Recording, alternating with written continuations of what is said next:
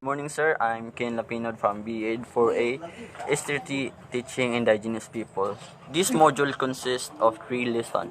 First one is culture, second history, and the last one is spirituality. Culture is a way of life of a group of people, their behaviors, beliefs, values, and symbols that they accept generally without thinking about them and that are passed along by communication and imitation from one generation to the next. Culture is a set of rules for behavior. You cannot see culture because you cannot see the rules. You can only see the products of culture in the sense that you can see the behaviors the rules produce. Culture is characteristic of group. The rules of a culture are shared by the group, not invented by the individual. The rules of the group, which are passed on from one generation to the next, form the core of the culture.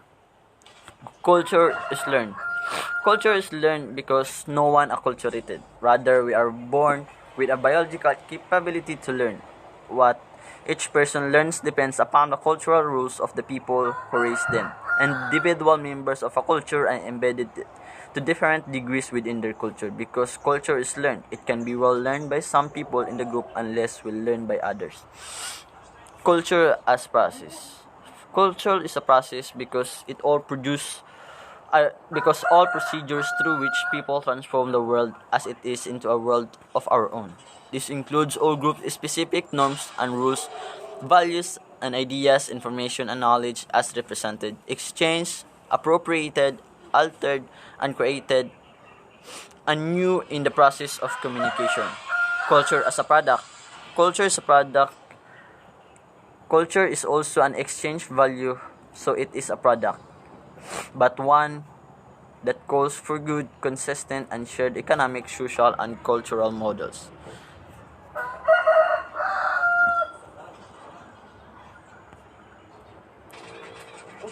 For example, for the indigenous people are distinct social and cultural groups that share collective ancestral ties to the lands and natural resources where they live, occupy, or from which they have been displaced. The land and natural resources on which they depend are inextricably linked to their identities, cultures, livelihoods, as well as their physical and spiritual well-being. The indigenous people's experience of education. The consolidated findings reveal that education has other dimensions in the indigenous people experience. First one is school as a venue of discrimination. Until today, discrimination persists as one of the traumatic experiences of indigenous students, with the school being a key venue of such experience. It is the same experience with classmates who also mirror the general discriminatory views of society. Second one is schooling as an experience of non-being. Indigenous peoples who have gone to school recall how their way of life and the indigenous peoples in general way usually seen as backward and belonging to the past, and their knowledge and skills were discussed as in sanido? Inferior or invalid when compared to modern knowledge and skills. These are some common problem experience. Misuse and abuse of cultural practices. Second is dying indigenous knowledge system. Lesson 2 is the life stories woven in the tribe story, woven in the bigger of nation and the world. For the past 30 years, a major focus of Episcopal Commission on Indigenous Peoples, or ECIP, has been the struggle of indigenous communities of their ancestral domains, human rights issues, and more recently, industry articulation and assertion indigenous peoples' education. Indigenous People Rights Act of 1997 promotes, recognize, and protect the rights of every indigenous people, which as a citizen in this country also practice. Invention. Invention it has a spectrum of needs. First one is basic literacy numeracy. Number 2 is periodic trainings. Number 3 is support to enter schools, and the last one is schools. The basic literacy numeracy is The form of invention is teaching basic literacy numeracy to children and adults based on the mainstream approaches, methods, and content. Periodic trainings. Periodic trainings in the form of intervention, provision of adult-based trainings based on mainstream approaches and content. Number 3. Support to inter-school. Form of intervention. The provision of school supplies, scholarship, and tutorials.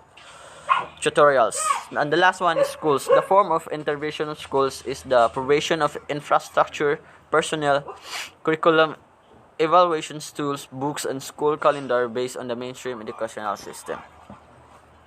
The modified intervention is a response that this situation, some interventions were modified by contextualization and content of lesson, and using non-formal methods to facilitate academic learning and achievement. There were also efforts in several dioceses to build dormitories exclusive for indigenous students studying in the towns to ease adjustment difficulties and lessen discriminatory experiences. Education. Education for the Senate peoples is defined as a comprehensive set of learning processes that integrates both indigenous knowledge and other knowledge system programs. Education programs for the indigenous peoples are no longer limited to functional literacy. Indigenous peoples need to be equipped with sufficient information and skills in the struggle for land and resources, social justice, and self-determination. Community organizing involves building community organization and providing assistance in areas of situational analysis, organizational management, and project management. Research and information, updating the validating data and community concerns and issues and disseminating it to the community and broader public. Specific research projects are undertaken for use by the community, especially in the fields of agriculture, forestry, and natural resources management, appropriate technology, and others. And we proceed to the lesson 3, the last lesson. Spirituality, expression of faith, life, values, and belief. Any simple attempt of describing the belief system native to the Filipino is likely to be inadequate. The religious beliefs were as varied as the languages of the country. However, there were certain areas of common ground that existed among many of the peoples throughout the islands. The reasons for these beliefs usually stem from the fact that they often would hear the names of new deities, concept, belief, and etc., or the chants, sometimes epic in nature, or even after their informants had assured them of all their knowledge. Belief in Supreme God. In the Philippines, the record of the Spanish and the surviving indigenous tradition leave little doubt that the Filipinos had a belief in the Supreme God. The name of God is varied depending on what region is discussed. Among some of the names are Bathala, Diwata, Kabunian, Mansilatan, Makaptan, Laon, Lumawig, Mamarswa, and Tuhan. The Supreme God has a creation. Supreme God has what we call this anitos and earthly beings. Anitos, under the anitos is the lower beings. The Creator God was almost always said to be the invincible or without form, and such as images of the deity were not generally made. The Supreme God was seen as distant. The two involved the higher matters for direct worship. The lower gods were known by names like Diwata, Diwata, Tuhan, and Anito.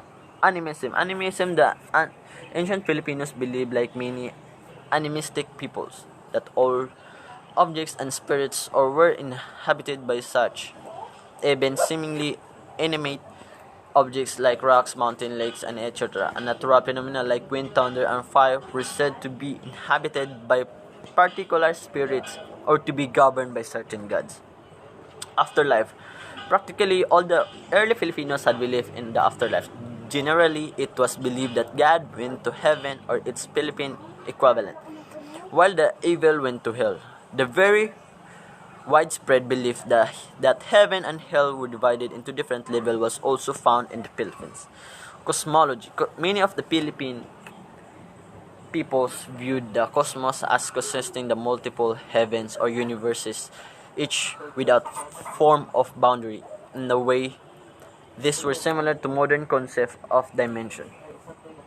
Spirituality is not a subject to be taught, but it is a strand to be woven through the curriculum as a natural part of life. Spirituality is not a point in cognitive development, but an integral to existence. The current prevalent connection between education and spirituality results in a disintegrated presence, especially in school, where a space needs to be created that allows both teachers, students the opportunity to develop deeper awareness of existence. And that would be all, sir. Thank you.